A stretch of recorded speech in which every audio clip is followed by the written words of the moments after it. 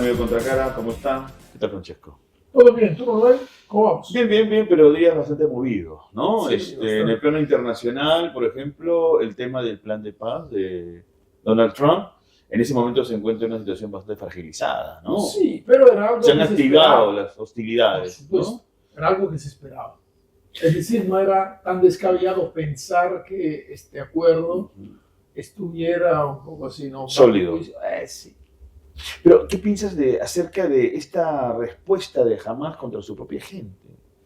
Bueno, para no perder el Acusándolos, poder. ¿no? Por supuesto, ejecuciones, ¿no? En la plaza pública, eso Así está es. pasando. Por haber Ejecución de colaborado, gente. en todo caso, Correcto. con los O la sospecha. estadounidenses, o la La sospecha, sospecha. para, digamos, plantear este acuerdo de paz o este plan de paz. Por Pero supuesto. supuestamente no estaban involucrados también. ¿Dónde para ti reside el Sí, conflicto allí? bueno, cómo el conflicto ha llegado a ser tan sangriento, Hamas puede perder efectivamente el control de la Franja de Gaza, entonces tenemos una espiral de violencia mayor. Ya solo la sospecha de haber traicionado, entre comillas, la organización o la administración en Gaza, que en este caso coincide, ¿no? Con Hamas, entonces lleva a la pena capital. Entonces hay una Una exacerbación, Gracias. ¿no? Ya, no te preocupes. Sí, A veces a pasa. veces Tranquilidad. es la violencia, ¿no? Notable por una parte y la otra también, porque no hay que olvidar que no se quedaron con los brazos cruzados tampoco los soldados israelíes. No. Y los colonos en Cisjordania, porque hubo también una serie de... Que es otro problema lo de los colonos en Cisjordania, ¿no? Ocupan espacio, territorio que teóricamente es de los palestinos. Sí. Pero bien, sin embargo, J.D. Vance ha ido, el vicepresidente estadounidense, ¿no? Veremos La intención es tratar de apaciguar, mediar, veremos. Sí, pero el ¿no? frente sigue caliente. Como se ha dicho anteriormente, nosotros lo habíamos dicho, hay que tomar estos acuerdos hasta el fuego siempre con las pinzas porque la situación puede escalar. Ahora, en relación a este mundo tan convulsionado, Donald Trump, claro, tiene el frente del Medio Oriente, con Gaza puntualmente, pero ahora va a tener que ir a Europa, ¿no? Es decir, la posible reunión con Podría. Claro, no está confirmado todavía. Pero Europa es un pendiente para resolver supuestamente una guerra que él dijo que la resolvía, valga la redundancia, en un mes. En un mes, en un día, no recuerdo ahorita. Sin embargo, ha saltado la reunión entre el representante norteamericano, ¿no? Marco Rubio, y el representante de Relaciones Exteriores ruso, Lavrov. Entonces eso no es una señal positiva. Entonces vamos a ver, no es una buena señal. Hay que ver si se dará este encuentro. Se está trabajando a un proyecto, ¿no? De un plan de paz con unos puntos. Hay que ver si efectivamente se dará esta reunión entre Putin y Trump, porque por ahora está sub iudice. Es decir, todavía no se ha confirmado. Hay varios puntos que establecer, ¿no? Limar, ver cómo encajarlos, pero honestamente por la percepción que podemos tener hasta ahora, es posible que se dé la reunión, pero podría terminar otra vez como una reunión que no llega a ningún lugar. Hay que recordar que al menos el comportamiento de Vladimir Putin ha sido de no ceder. Por supuesto. Y en ningún tipo de conflicto en el que ha participado Rusia, que él ha promovido, no ha retrocedido. No. Todo lo contrario, ha ganado. Salvo hasta el momento este conflicto con Ucrania, donde todos están entrampados, ¿no? Todos están entrampados y cuando el mandatario ruso encuentra una grieta en la defensa ucraniana o en el respaldo ucraniano, que sea por parte de la Unión Europea, que sea por parte de Estados Unidos, toma tiempo y el tiempo parece premiar su estrategia de seguir en la guerra para poder sacar unos objetivos estratégicos que hasta ahora se le han escapado. Bien, ahora nosotros acá en el Perú tenemos más muy serios, Francesco, tenemos un nuevo presidente Gerí, que no necesariamente ha venido dando señales, me parece, muy alentadoras. Todo este asunto de la inseguridad ciudadana, a raíz de una criminalidad que se ha expandido en el país, todavía el gobierno no considera, me parece, respuestas de alta cirugía, como por ejemplo una reforma policial a todo nivel para poder enfrentar un mal de estas características, ¿no? Porque no creo que con la policía que tenemos, en las condiciones en las que las tenemos, pueda afrontar de manera exitosa. Ahora está hablando otra vez de toques de queda, ¿no? Sí, de estado de De estados de emergencia. Yo diría, mira Manuel, a lo mejor no es el momento de hacer una reforma de la policía con una presidencia que va a durar pocos meses. No va a haber el tiempo. Pero al menos dar ciertos pasos. Pero por lo menos invertir en inteligencia policial, por lo menos ir más allá solo del proclama estado de emergencia que puede quedar vacío. ¿Cuáles son las medidas que se acompañan con un estado de emergencia? Que de otra manera se queda como letra ahí. Letra muerta, ¿no? Muerta. Bien, para este tema vamos a conversar con el ex congresista Richard Arce, a quien le damos la bienvenida acá contra cara de UPC TV. Richard, ¿qué tal? Bienvenido. Un gusto con ustedes para poder dialogar sobre la situación que vive el país y que es importante hacer un análisis objetivo sobre lo que va a pasar, sobre todo. Pienso que eso es muy importante porque estamos en una precariedad de un nuevo gobierno y percibo que es muy complicado su continuidad por los cuestionamientos, pero sobre todo la indignación ciudadana que ya se ha puesto de manifiesto, y creo que hemos tenido la primera marcha contundente por la gran cantidad de personas que hubo y que lamentablemente terminó en tragedia con responsabilidad directa del gobierno a través de la policía, que ni siquiera ha sabido comunicar adecuadamente una situación tan controversial y que al final lo único que hace es exacerbar más el sentimiento de la población en contra de el poder de turno desde el Congreso de la República, porque José Gerí es un títere más del Palacio de Gobierno. La caída de Dina Boluarte no ha sido una decisión del Congreso en pro de luchar contra la inseguridad ciudadana, de mejorar las políticas públicas, nada que ver. Ha sido simple cálculo político en miras a las próximas elecciones. En consecuencia, han puesto a un nuevo alfil en Palacio que es controlado por estas, yo diría hasta mafias de la política que están en el Congreso y que han cooptado instituciones como el Tribunal Constitucional, la Junta Nacional de Justicia, la Defensoría del Pueblo y hasta la Fiscalía podríamos hablar, porque ahora tenemos un nuevo fiscal de la Nación involucrado clara y directamente en los cuellos blancos. Entonces, si se dan cuenta, se ha armado una estructura de poder que están controlando el sistema. Y el resultado es, por ejemplo, que se tumba un proceso judicial como el de Keiko Fujimori. Claro, eso para hacerles un mapeo general, ¿no? Porque es escandaloso. Todo el Perú ha visto cómo ha sido el ruleteo del dinero. El Tribunal Constitucional, con un habeas corpus que trata exclusivamente temas de derecho, de libertad de los ciudadanos, ha intervenido groseramente en un proceso judicial en marcha. Y lo dicen los mismos dos de los magistrados del Tribunal Constitucional. Richard, de manera muy puntual.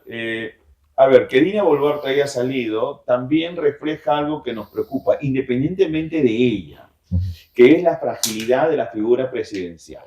Lo tuvimos con PPK, que fue forzado, ¿no?, a renunciar, porque obviamente no quería vivir la experiencia de la vacancia, y hemos tenido un periodo de mucha inestabilidad, ¿no? Vizcarra, después Merino, después el gobierno de transición de Sagasti, pero la figura presidencial es decir, para el 2026, quien gane, si no tiene una mayoría o un número, digamos, considerable de congresistas, ya sean senadores, diputados, puede ser vacado, ¿no? Y está expuesto al capricho del contendor político. Esto se pudo haber resuelto si es que el Tribunal Constitucional definía claramente qué cosa era incapacidad moral. Se ha mantenido una ambigüedad y sobre todo solamente a la instrumentalización antojadiza de quien tiene la capacidad de poder hostilizar a quien es presidente o presidenta. En realidad esto se solucionaba respetando los contrapesos políticos que debería haber entre el Ejecutivo y el Legislativo. han manoseado groseramente desde el Congreso de la República, modificando la Constitución.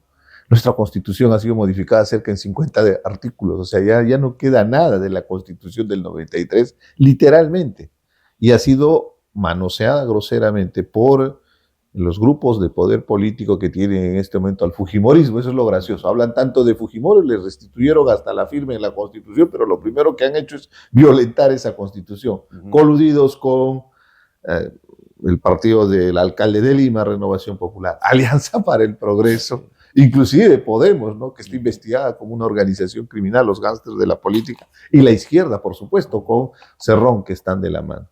El asunto es que en esa coyuntura de desestructuración de todo el sistema de las instituciones del país, se está empoderando esta gente y está disponiendo y va a ser clave en este próximo proceso electoral. Porque tienes un gobierno, tienes el Congreso, tienes el Tribunal Constitucional, tienes la Junta Nacional de Justicia, tienes la Defensoría del Pueblo, hasta el Ministerio Público. Hay 2 fiscales supremos que están procesados por delitos graves y ahora son fiscales supremos, y uno de ellos fiscal de la Nación. Están tomando por asalto el Estado. Faltaría nomás que ya intervengan sobre los entes electorales. Es bastante peligroso para nuestra democracia y nos demuestra que estamos viviendo en una situación de exposición del país que puede llevarnos a una situación crítica, porque si bien es cierto, nuestra solvencia, sobre todo económica, nos permite sostenernos ante tanta crisis política, como tú muy bien lo has graficado, desde la elección del 2016 de PPK, hemos tenido 7 presidentes y ahora creo que son 8 con este. En realidad es una locura. Estamos hablando en menos de...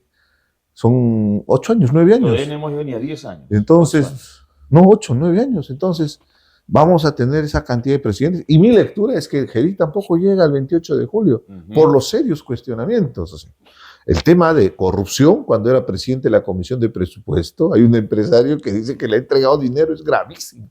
Si eso se demuestra, claro, evidentemente no le entrega personalmente, la corrupción no funciona así, le entrega a través de testaferros. Pero el caso también de violación es realmente grave. No puede ser presidente alguien con tantos cuestionamientos. La investidura presidencial se degrada al tener esa situación.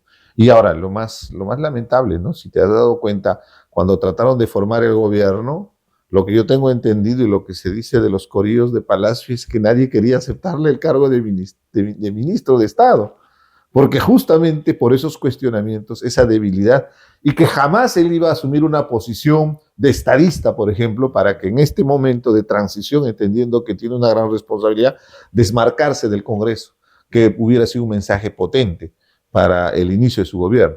Los gestos políticos lo está haciendo bien, eso de ponerse la camisa, arremangarse, adoptar perritos, salir en la marcha, caminar, son gestos políticos que no lo hacía Boluarte, porque Boluarte era un incapaz total, pero está desubicado en el contexto Gerí. Eso funciona muy bien para un presidente electo que está viviendo el romance de las primeras semanas o meses de su gobierno. En este momento hay crisis y hay gente movilizada. Entonces, su respuesta más bien debería ser en concordancia a esa situación que se está viviendo, sobre todo la lucha contra la delincuencia, la criminalidad organizada y el tema de fondo, que es derogar el paquete de leyes pro crimen, que tanto daño y perjuicio está causando al país y que justamente ha sido el Congreso, que él ha presidido, que él ha votado, que él ha estado confabulado con estas mafias en el poder, que han estado favoreciendo con esas leyes a favor de los delincuentes, con el objetivo de blindarse, de curarse en salud por los delitos que han cometido. Entonces, con todo ese escenario, mi lectura política es que Gerí difícilmente pueda llegar al 28 de julio del próximo año. Más inestabilidad política es lo que se nos viene definitivamente, porque hay un tema simple, ¿no? ¿Qué inversionista va a apostar por el Perú en un clima de crisis política? ¿Qué seguridad jurídica le podemos brindar si hay este proceso de inestabilidad política que estamos viviendo, no de ahora, desde el 2016? ¿no?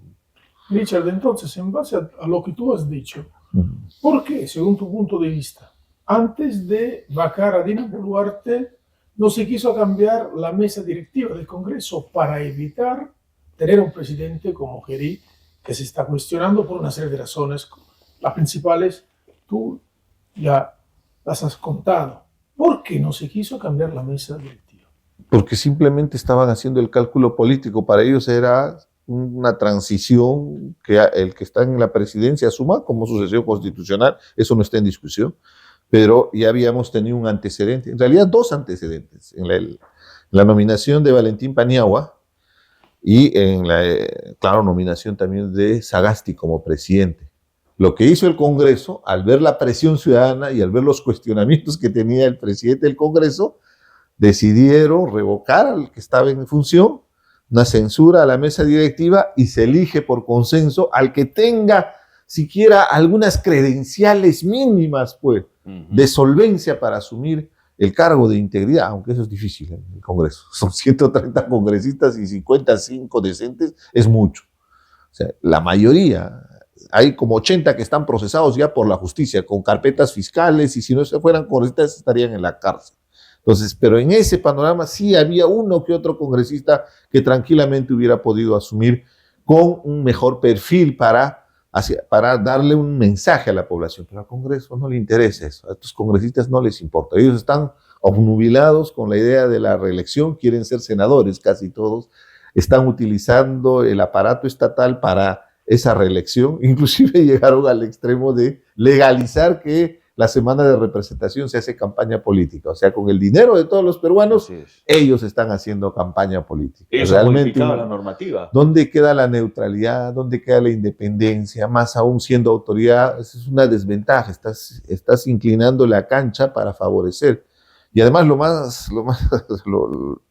lo objetivo en esa situación es que estos partidos que están en el Congreso creen que van a tener el respaldo de la población. Y eso no va a ser, al revés. Y creo que ya se está viendo. El caso de Filibater en Puno es un mensaje potente. Yo no estoy de acuerdo con ningún acto de violencia, que quede claro. O sea, se rebate y se refuta las ideas. No podemos agredirnos. Eso que hay que quedar zanjado. Pero también alguien que violenta con su discurso de odio, que provoca, siembra viento, cosecha tempestades. Y eso es lo que ha hecho justamente esta gente que está en el poder al aprobar esas leyes pro crimen, por ejemplo. Es una agresión directa a la población. Y la respuesta va a ser de rechazo. Entonces, ese rechazo ha hecho que en realidad les genere cierto miedo, porque no pueden salir a la calle a hacer campaña política. Pero eso, en realidad, al final, es como un boomerang, ¿no? Ellos creen que con las modificaciones, con la imposición, ahora de Gerí como gobierno, y con las reglas de juego modificadas para una reelección, van a conseguir la curul para el Senado. Lo más probable es que casi ninguno de los que están ahora en el Parlamento lleguen al próximo Congreso de la República, ¿no? Y espero, eso creo que es el mensaje más bien a la ciudadanía, ¿no? Tenemos la gran responsabilidad para evaluar bien quiénes son los candidatos, y definitivamente por estos no, por esta gente que está ahora en el poder, no merecen una segunda oportunidad, al contrario, les espera la cárcel, ¿no? Bueno, ahora también hay candidatos presidenciales que son inquietantes, ¿no?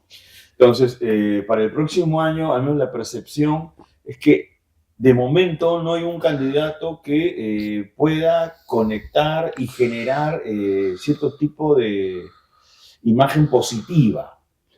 Básicamente, la sensación es que tenemos un páramo, en el sentido de candidatos que puedan ser solventes, candidatos que puedan representar un tipo de esperanza a la población. Entonces, ¿cómo tú vislumbras el escenario electoral próximo año, también considerando la atomización, que ya nos jugó una muy mala pasada en la última elección? Recordemos que quienes pasan a la segunda vuelta fueron dos candidatos muy cuestionados. Y con una representación casi marginal, ¿no? Porque es mínimo la votación que se requiere para pasar a segunda vuelta, y que se va a dar en la dispersión de tener 39 partidos políticos que van a participar en el próximo proceso electoral. La cédula de votación parece un papiro. Tienes una columna para votar por presidente, otra columna para votar senador, ¿no? Senador distrito único, o sea, otra columna de senador distrito múltiple, o sea, cada región va a tener su representante, otra columna de diputados, inclusive una quinta columna de los representantes al Parlamento andino. La gente se va a perder votando. Entonces eso va a hacer que haya muy poca votación. Va a haber una atomización, pero también una dispersión. O sea, no va a haber un voto así contundente hacia algunos candidatos. ¿Por qué? Porque justamente lo que tú acabas de graficar, Hasta el momento todos los que se han presentado como posibles candidatos a las próximas elecciones no generan el arraigo popular que se requiere. No han tenido el impacto importante y ninguno de ellos ni siquiera llegan al 10%. Eso que ha habido candidatos como el alcalde de Lima, el exalcalde de Lima, López Aliaga, que estaba utilizando todo el aparato estatal de la municipalidad para hacer su campaña política. Ni aún así le ha redituado en un posicionamiento. Puede estar liderando las encuestas, pero las encuestas de hoy día es simplemente la fotografía del momento. Muy difícil que esa foto se repita en abril del próximo año cuando haya elecciones. El antecedente está en el caso de Castillo. No aparecía una semana antes en las encuestas, ni siquiera en los primeros lugares. Y después en un rush final logró pasar a segunda vuelta en el primer lugar, pero también con muy poca representación. Recuerdo que fue 14, 15%, y Keiko Fujimori, que fue la segunda, no llegaba ni al 10%, y eso sin contar el tema de los votos válidos, los votos nulos, viciados, y inclusive el tema del ausentismo que se dio en esa elección, ¿no? Recordamos bien que estábamos en un periodo, llamémosle, de transición de la pandemia, ¿no? Que limitaba también la movilización de la gente. Entonces, si tienes ese escenario y tienes ese antecedente, esta próxima elección, lo más probable es que ni siquiera pasen la valla. Se requiere 5% para pasar la valla y un número determinado de senadores y diputados. Eso va a ser casi una tarea titánica. Pasarán 3, 4 partidos y eso va a obligar que entre esos 3 o 4 partidos se repartan toda la composición del Parlamento. Una desgracia. Han destruido todo. Me causa mucha frustración porque desde el Parlamento, cuando estuve en el Congreso, incentivamos las elecciones primarias en la modalidad de las PASO argentinas. Primarias abiertas, simultáneas, obligatorias, que permitía al ciudadano, estas elecciones primarias que se van a dar a fines de noviembre, sean los ciudadanos los que participen y elijan quiénes van en las listas congresales y quiénes tienen la ubicación estratégica preferencial en esas listas. Hemos vuelto a la fórmula anterior donde el dueño del partido trafica las candidaturas, se vende al mejor postor y ahí vamos a tener probablemente otros impresentables como los que tenemos el día de hoy en el Congreso, ¿no? Mucha sueldo, traficantes, niños. O sea, una vergüenza para el país como representación, ¿no? Richard, hablando ahora de otro tema, la seguridad ciudadana. La declaración del estado de emergencia en Lima, ¿puede representar una solución? A ver. De ninguna manera. Yo tengo la especialidad en la gestión de conflictos sociales, me dedico a hacer trabajo de investigación académica, profesional, y justamente en el tema de la prevención de un conflicto social se basa en el diálogo, se basa en tender canales, puentes, en democracia, ¿no? Evidentemente. En dictadura hay otros mecanismos que la historia nos podría enumerar, la forma violenta, cómo actúan para reprimir cualquier voz disonante, cualquier voz de protesta, ¿no? Pero en este caso, justamente la muestra de la informalidad, la improvisación de este gobierno es esa decisión. Declarar estado de emergencia, para empezar, significa violentar derechos ciudadanos. O sea, prohibido las reuniones, prohibido aglomeraciones, inclusive pueden intervenir en tu domicilio sin una orden judicial, es una especie de persecución. En realidad, lo que va a hacer es provocar más. Hay un muerto de por medio. El mensaje del gobierno, como te digo, estratégico en esta circunstancia para garantizar su llegada al 28 de julio debería ser el tema de garantizar un proceso electoral transparente y que se lleve en los cánones de la democracia, ¿no? Y lo segundo, el tema de la lucha contra la delincuencia. Y lo que debería abanderar el presidente es la derogación de estas leyes pro crimen. Yo creo que ese mensaje podría ser mucho más interesante que su rimbombante mensaje que van a dar seguramente el día de hoy de lanzar el estado de emergencia, ¿no? Que inclusive estaban hablando hasta de toque de queda, que es totalmente inviable en una ciudad de probablemente en Lima debemos de pasar los 13 millones, 14 millones de habitantes. Las de extorsión pero, son a través de WhatsApp y de mensajes. No, pero es una ciudad de 14 millones, vive de noche. Esta gente nunca ha salido por temas de trabajo. Los buses están circulando, hay gente que trabaja toda la noche. Hoy es una respuesta demagógica. Aparte de demagógica, imprudente, negligente. O sea, a las empresas trabajan 2, 3 turnos. Hay gente que trabaja de noche. Entonces, la afectación que se va a generar con un toque de queda, lo que están pretendiendo, porque no solamente viene la noticia, lo que están pensando también es, les comentaba antes, ¿no? Quieren comprar para luchar contra la inseguridad ciudadana rochabuses. Disculpa, ¿para qué son los rochabuses? ¿Es para capturar a los delincuentes, a los extorsionadores? No, es con el rochabús, reprimir manifestaciones. Es para reprimir manifestaciones, por Dios. O sea, están aterrados. El mensaje es que están aterrados. Porque se viene una siguiente marcha, desde mi punto de vista, va a ser contundente y podría terminar con la caída del gobierno de Geri. Porque evidentemente ya la gente se ha colmado la paciencia. Desde tu punto de vista, Richard, ¿qué tipo de respuestas se tienen que dar para que el Estado realmente sea acertado en la lucha contra la criminalidad? ¿No te parece que el tema de la reforma policial, que lo comentamos al principio con Francesco, que Francesco considera que debe ser parcial, que no debe ser, digamos, íntegra, porque este es un gobierno de transición, pero que ya debería tener al menos unos primeros pasos, porque es una policía que necesita estar sofisticada, necesitamos grupos de inteligencia de élite para poder contrarrestar este tipo, digamos, de mal? ¿Tú cómo lo analizas? La policía es clave en la lucha contra la delincuencia, la criminalidad organizada, pero hay que no solamente reestructurar, hay que reflotar, hay que fortalecer el trabajo de la policía, y lo que ha hecho Dina Boluarte más bien fue al revés. Recuerda al impresentable de Santibáñez como ministro del Interior. Su consigna y su trabajo para ese cargo fue simplemente desactivar la DIVIAC. Por Dios, la DIVIAC era la división de la policía encargada de la lucha contra la criminalidad organizada, inteligencia. Todo por la venganza, por haberse atrevido a cumplir una función constitucional cuando la Fiscalía es el titular de un allanamiento, en este caso de la casa de la Presidenta de la República, que por cierto, ahí se encontró la tarjeta del famoso Rolex. Cuando ella negaba y daba un sinfín de versiones, en un allanamiento encontraron la bendita tarjeta, porque esos relojes de alta gama que cuestan $15,000, $20,000, vienen con su registro, y ahí se puede saber y seguir la rastreabilidad, la trazabilidad para saber quién lo compró y todo. Entonces, no le perdonaron y sacaron al coronel Colchado, por ejemplo, si queremos personificar, uno de los oficiales más probos, especialista con experiencia en la lucha contra la criminalidad. Les han dado de baja, les han pasado al retiro a varios oficiales de la policía, todo por venganza. Entonces, si queremos realmente una visión desde el Estado, en este caso desde el gobierno, para mejorar la policía, dejen de intervenir groseramente, que la mano de la política no intervenga en ese manoseo de una institución tan determinante para la lucha contra la criminalidad como es la Policía Nacional. Si no hay esa intromisión, la policía va a ser muy profesional, y nos los han demostrado. La policía peruana es muy reconocida cuando cumple su trabajo, cuando no hay ese manoseo grosero de parte del poder, ¿no? Y lo segundo, evidentemente, necesitan dotarse de recursos económicos, logísticos, un trabajo más coordinado con la Fiscalía.